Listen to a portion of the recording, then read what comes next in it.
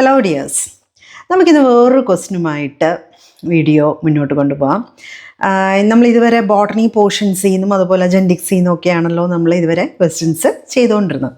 അപ്പോൾ നമുക്കിന്ന് പ്യുവർ സുവോളജിയിലെ ഒരു ക്വസ്റ്റ്യൻ ചെയ്ത് നോക്കാം കേട്ടോ. Neural control. അപ്പോൾ ന്യൂറൽ കൺട്രോൾ എന്ന് പറയുന്ന ചാപ്റ്ററിൽ നിന്ന് കുറച്ച് പോർഷൻസ് ഡെലീറ്റഡ് ആണ്. പഴയ NCERT ഉണ്ടായിരുന്ന കുറച്ച് പോർഷൻസ് ഡെലീറ്റഡ് ആണ്. എന്നാലും നമ്മൾ ജസ്റ്റ് ഒന്ന് അതിൻ്റെയൊക്കെ ഒരു പെരിഫറൽ ആയിട്ടുള്ള കാര്യങ്ങളെങ്കിലും ഒന്ന് മനസ്സിലാക്കി വെക്കുന്നത് നല്ലതായിരിക്കും കേട്ടോ. അപ്പോൾ എന്തായിരുന്നാലും പുതിയ NCERTയിലുള്ള ഒരു പോർഷനിൽ നിന്ന് നമുക്ക് ഒരു ക്വസ്റ്റ്യൻ ചെയ്യാം. A myelinated motor neuron is experimentally treated with a drug that blocks voltage-gated sodium channels only at the nodes of Ranvier without affecting the internodal membrane.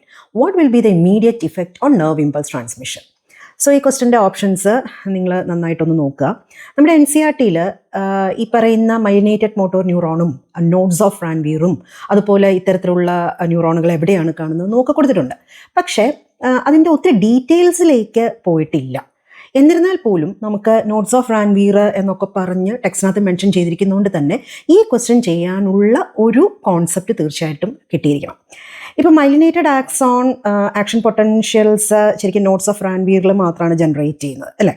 കാര്യം എന്ന് വെച്ചാൽ അവിടെ ധാരാളം വോൾട്ടേജ് ഗേറ്റഡ് സോഡിയം ചാനലുകളുണ്ട്. ഇൻ്റർനോഡ്സിൽ വളരെ കുറച്ച് ഫങ്ഷണൽ ആയിട്ടുള്ള സോഡിയം ചാനൽസേ ഉള്ളൂ. മാത്രമല്ല ഇലക്ട്രിക്കലി ഇൻസുലേറ്റഡ് ആണ് മൈലിൻ കൊണ്ടിട്ട് അല്ലേ?